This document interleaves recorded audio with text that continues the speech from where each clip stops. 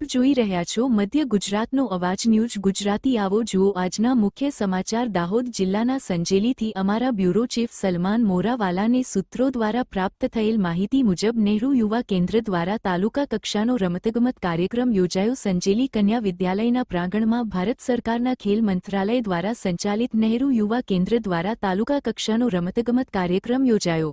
કાર્યક્રમનું ઉદ્ઘાટન શાળાના ટ્રસ્ટી સરદારસિંહ બારિયા, નહેરુ યુવા કેન્દ્રના રાષ્ટ્રીય સેવા કર્મી શ્રી જયપાલભાઈ ડામોર, શ્રીમતી મનીષાબેન જયેશભાઈ સંગાડા અને આચાર્ય દિલીપભાઈ મકવાણા દ્વારા દીપ પ્રાગટ્ય સાથે કરવામાં આવ્યું।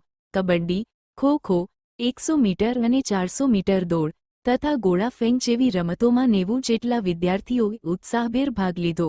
વિજેતા વિદ્યાર્થીઓને ઇનામો અને નહેરુ યુવા કેન્દ્ર દ્વારા સર્ટિફિકેટ વિતરણ કરવામાં આવ્યા। આચાર્ય ભેદી રણછોડભાઈ ભૂરાભાઈ, સુપરવાઇઝર મકવાણા નિલેશભાઈ અને રમતોના રેફરીઓનું સન્માન પણ કરવામાં આવ્યું। કાર્યક્રમમાં વિદ્યાર્થીઓ અને સ્ટાફ માટે નાસ્તાની વ્યવસ્થા કરાઈ હતી। આ તાલુકા કક્ષાનો કાર્યક્રમ બાળકોને જિલ્લા અને રાજ્ય કક્ષાએ રમવા માટે પ્રોત્સાહિત કરશે। રિપોર્ટર સલમાન મોરાવાલા, સંતરામપુર।